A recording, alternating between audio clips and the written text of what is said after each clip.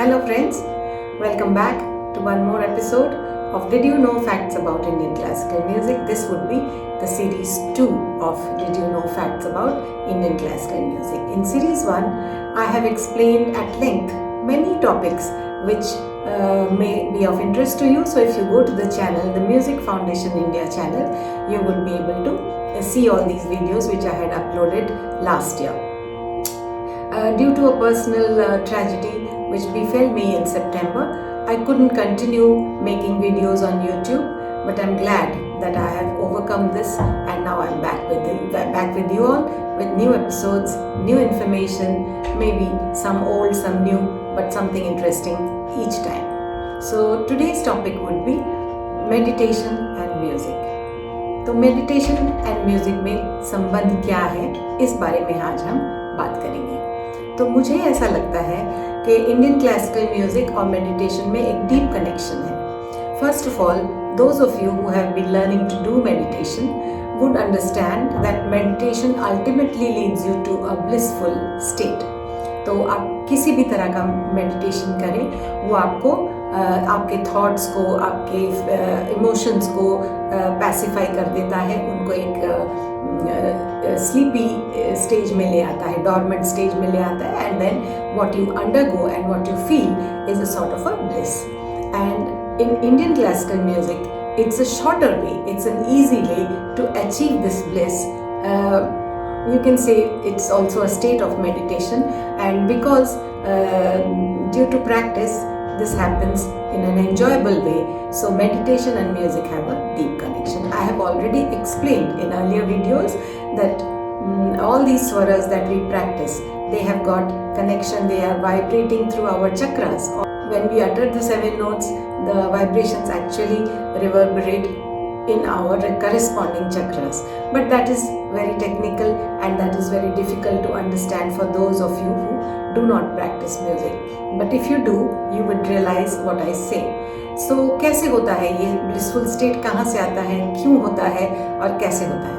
तो first of all मैं ये भी जानना आप लोगों के लिए ये भी जानना ज़रूरी है कि जो blissful state की बात मैं कह रही हूँ, क्या वो आपको गा के लेना चाहिए, क्या वो आपको बजा के सीखना चाहिए, क्या वो आपको सुन के मिल सकता है? तो जो मेडिटेटिव स्टेट या ब्लिसफुल स्टेट हम कहते हैं, वो अल्टीमेटली उसका एम यही होता है कि हम एक काम स्टेट ऑफ माइंड में चले जाएं, जिसमें हमें हमारे जो थॉट्स हैं, हमारे जो स्ट्रेसफुल इमोशंस हैं, वो हमें डिस्टर्ब ना करें और हम आराम से अपना पीसफुली एक एग्जिस्टेंस में रह सके। एक स्पेस क्रिएट हो जाता है जहाँ हमें कुछ डिस्टर्ब नहीं करता, हम एक हो जाते हैं अपने साथ और उसमें हम अपना ही जो अपने शरीर के अंदर का जो वाइब्रेशन है, अपने शरीर के अंदर में जो भी क्रिया प्रचलन है, वो हम समझ सकते हैं या हमें एक्सपीरियंस करने को मिलता है। सो यही जो बात है, the same stage which we attain through meditation, ये हम संगीत के द्वारा बहुत आसानी से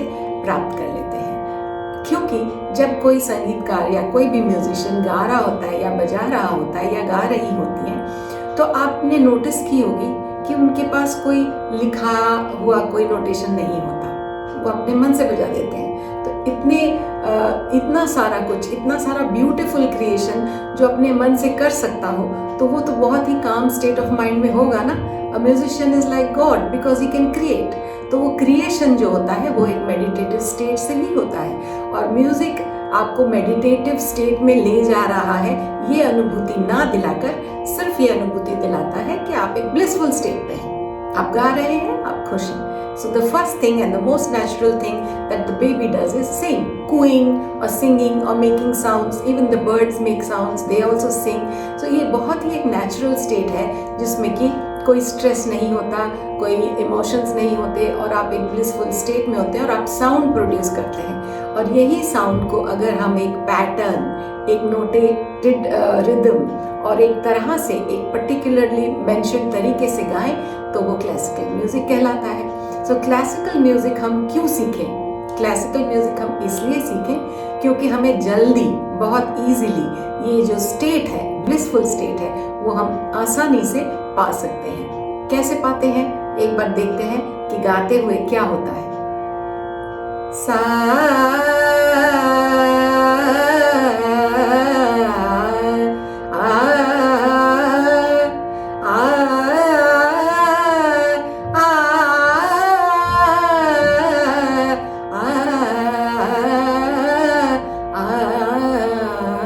ये हमें सिखाया नहीं गया है, ये तो बैठे बिठाई बन रहा है। हमें जो सिखाया जाता है वो है सा रे गा पा धा सा धा पा गा रे सा। ये है राग, एक राग है राग भोपाली। तो मैं एक एग्जाम्पल की तरह आपको बता रही हूँ कि जो लर्नर्स होते हैं उनको इस तरह से सीखना पड़ता है। क्यों सीखें?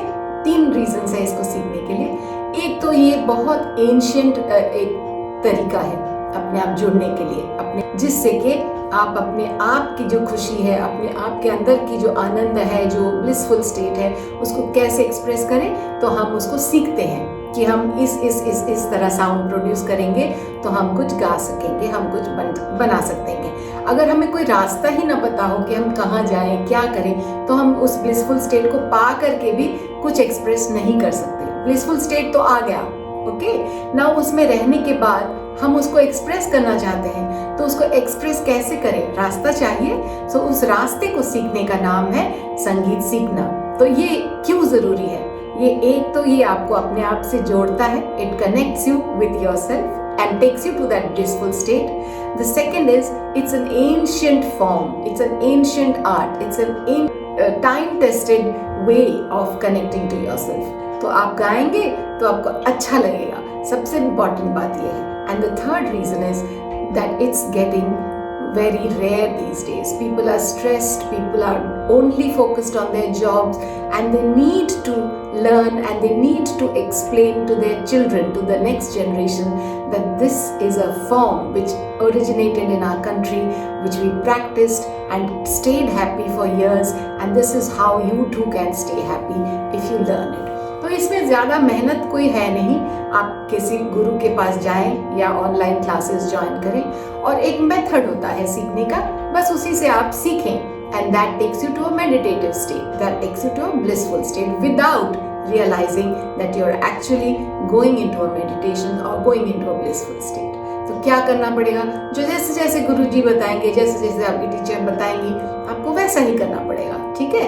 और इसको आप रोज प्रैक्टिस करेंगे, आपका बहुत टाइम वेस्ट हो जाएगा, ऐसा भी नहीं है। आजकल टेक्नोलॉजी का यूज होता है, आप इसको फोन पर रख सकते हैं, रिकॉर्डेड सुन सकते हैं, और आपको बैठ के इसको बजा बजा के प्रैक्टिस करनी पड़ेगी जैसे हमने की थी, ऐसा नहीं है। आप इसको कभी भी कहीं पर भी बजा के अपना कोई भी काम कर रहे हो, इसको प्रैक्टिस कर सकते हैं, गुनगुना सकते हैं, एंड बाय लिसनिंग रिपीटेडली आपके अंदर अपने आप ही आपके अंदर आ जाता है। So that's the main reason why music is to be learned, and आजकल I think every adult has a duty that they must learn it or they must teach it to their children. Otherwise, this beautiful art form will not be handed down to the further generations, और वो एक बहुत ही sad state of affairs होगा, क्योंकि इतना valuable चीज़ हमें खोना नहीं चाहिए, ठीक है? और इसको करने में बहुत ज़्यादा टाइम नहीं लगता। एक टीचर के पास एनरोल करिए अपने बच्चे को या खुद, और सीखिए और गाइए या बजाइए।